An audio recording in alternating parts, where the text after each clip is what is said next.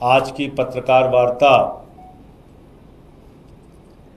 Operation सिंदूर, उसके पहले पहलगाम की घटना और उसके बाद सीज फायर का अनाउंसमेंट, इन मुद्दों पर बात करने के लिए बुलाई गई है। पूरा देश पहलगाम की घटना के बाद, जिसमें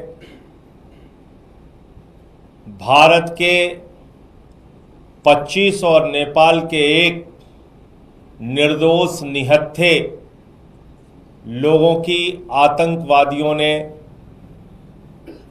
गोली मार के हत्या कर दी, बहनों के माथे के सिंदूर उजाड़ दिए, 200 किलोमीटर हिंदुस्तान की धरती में पाकिस्तानी आतंकवादी आता है, पाकिस्तान के द्वारा पोषित फंडिंग किया हुआ आतंकवादी आता है, हमारे निर्दोष निहत्थे लोगों को मार के चला जाता है, बहनों के सिंदूर उजाड़ के चला जाता है। और उस घटना से पूरे देश में आक्रोश और गुस्सा है। आज भी लोग भूल नहीं पाए हैं उसको। उसके बाद भारत की सरकार सर्वदलीय बैठक बुलाती है, पूरी घटना की जानकारी देती है और फिर ऑपरेशन सिंदूर की शुरुआत भारतीय सेना के द्वारा किया जाता है। भारत की सेना ने अपना गौरव, अपना पराक्रम, अपना शौर्य, अपनी बहादुरी का परिचय दिया। पाकिस्तान में घुस के 9 आतंकी ठिकानों को ध्वस्त कर दिया, बर्बाद कर दिया। हम सेना के शौर्य को नमन करते हैं, उनकी बहादुरी को नमन करते हैं। भारत की सेना ने आतंकवादियों और आतंकवाद का समर्थन करने वाले उनके सहयोगियों को 100 से अधिक संख्या में मारा। यह जानकारी सर्वदलीय बैठक में सरकार के द्वारा दी गई। 100 से ज्यादा आतंकवादियों को, और यह भी बताया कि 21 आतंकवादी ठिकाने हैं। और सरकार ने कहा ऑपरेशन सिंदूर जारी है। मतलब साफ है, वो 21 के 21 ठिकाने ध्वस्त होंगे। वो जो आतंकवादी पाकिस्तान से आके हमारी बहनों के मांगों के सिंदूर उजाड़ के गए, उन आतंकवादियों का नाश होगा, उनको मारा जाएगा, उनको पकड़ा जाएगा। क्योंकि ऑपरेशन सिंदूर तो शुरू उस वजह से हुआ कि पहलगाम में आतंकवादी आते हैं, वो निर्दोष लोगों को मार के चले गए। लेकिन जब भारतीय सेना इतनी बहादुरी का परिचय दे रही थी, पाकिस्तान को उनके घर में घुस के मार रही थी, हमारे जो तकनीक का विस्तार है वो इतना प्रबल था कि हमने पाकिस्तान की तरफ से होने वाले ड्रोन अटैक्स को विफल किया, हवा में विफल किया, उनके एयरबेस सिस्टम को नष्ट किया, उनके ड्रोन्स को नष्ट किया। जब पाकिस्तान के द्वारा गुरुद्वारे पे हमला हुआ, राजौरी में हमारे एडीसी राजकुमार थापा जी की मृत्यु हो गई, हवालदार दिनेश शर्मा शहीद हो गए, अली शेख जी शहीद हो गए, सब इंस्पेक्टर इम्तियाज शहीद हो गए, पवन कुमार जी शहीद हो गए, राजस्थान के हमारे लाल शहीद हो गए। हमारे सेना के जवान अपनी शहादत देकर पाकिस्तानियों के आतंकवाद का मुकाबला कर रहे थे, पाकिस्तानियों के सेना के हर हमले का मुकाबला कर रहे थे। जब हमारे पास एक बड़ा मौका था भारतीय सेना के पास कि हम पीओके के ऊपर कब्जा कर सकते थे। वो पाक अधिकृत कश्मीर जहां पे आतंकवादी अड्डे हैं, जहां पे आतंकवादियों को पनाह दी जाती है, क्योंकि हम सब जानते हैं दुनिया का सबसे बड़ा आतंकवादी देश पाकिस्तान है। वहां हाफिज सईद, वहां मसूद अजहर, वहां ओसामा बिन लादेन भी था। आतंकवादियों के बड़े बड़े अड्डे। और जब मसूद अजहर के परिवार के लोगों को निशाना बनाया गया तो सेना के अधिकारी उनके अंतिम संस्कार में शामिल होते हैं। पाकिस्तान के सेना के अधिकारी आतंकवादी के परिवार के मारे जाने पे उसके अंतिम संस्कार में शामिल होते हैं।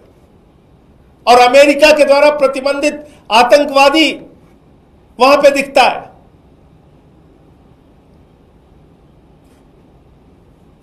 देश के लोगों के मन में एक सवाल है, बहुत बड़ा सवाल, कि जब भारतीय सेना अपने शौर्य और पराक्रम का परिचय दे रही थी, इतनी बहादुरी से पाकिस्तान की सेना का मुकाबला कर रही थी, आतंकवादी अड्डों को नष्ट कर रही थी, पाक ऑक्यूपाइड हम कश्मीर पे हम कब्जा कर सकते थे, हम बलूचिस्तान में जो असंतोष है उसके कारण बलूचिस्तान को उनसे अलग कर सकते थे, उसी तरीके से जिस तरह से 1971 में बांग्लादेश को हमने अलग किया, 2 टुकड़े किए पाकिस्तान के। ऐसे समय में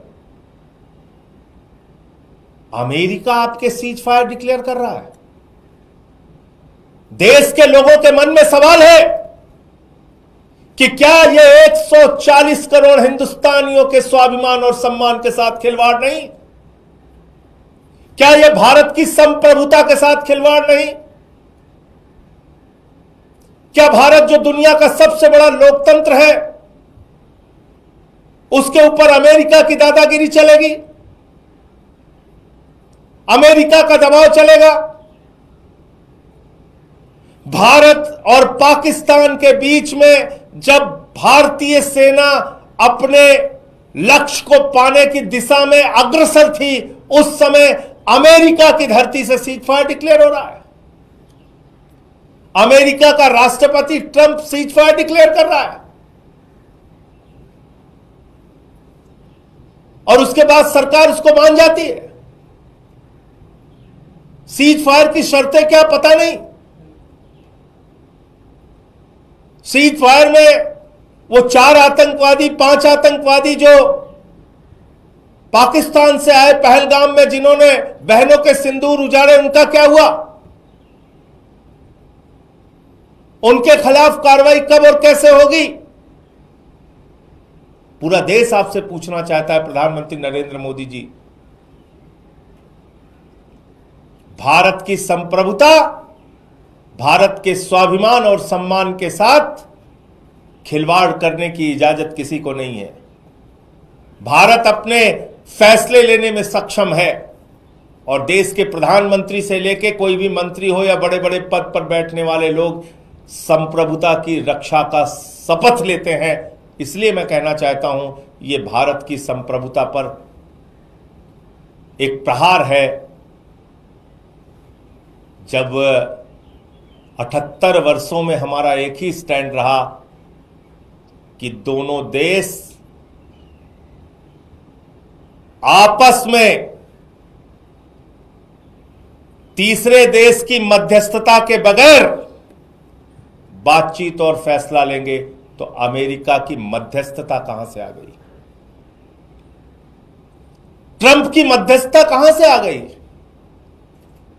और वो ट्रंप कह रहा है भारत और पाकिस्तान दोनों महान देश हैं। वो पाकिस्तान को महान देश मानता है। मोदी जी, क्या आप पाकिस्तान को महान देश मानते हैं? वो आतंकवादियों को पनाह देने वाला देश, वो आप भी उसको महान देश मानते हैं क्या? वो दोनों देशों को शक्तिशाली देश मानता है ट्रंप। आप पाकिस्तान जिनके यहां खाने के लिए मोहताज है, उनको आप शक्तिशाली देश मानते हैं।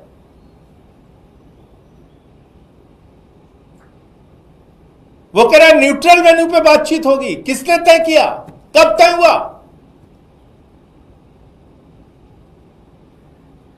कहां यह फैसला हो गया? वो कह रहा है कश्मीर के मुद्दे पर भी बातचीत होगी।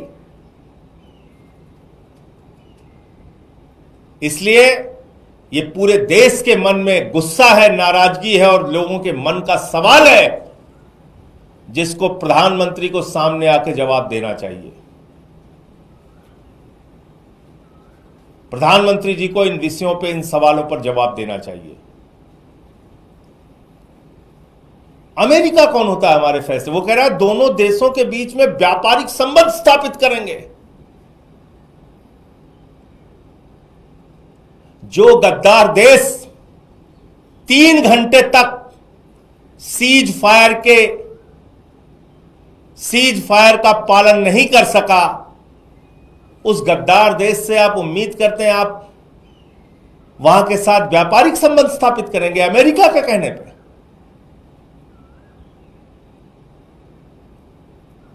भारतीय सेना के गौरव को, भारतीय सेना की बहादुरी को, भारतीय सेना के पराक्रम को, भारतीय सेना के शौर्य को पूरा देश 140 करोड़ लोग सर झुका के नमन करते हैं।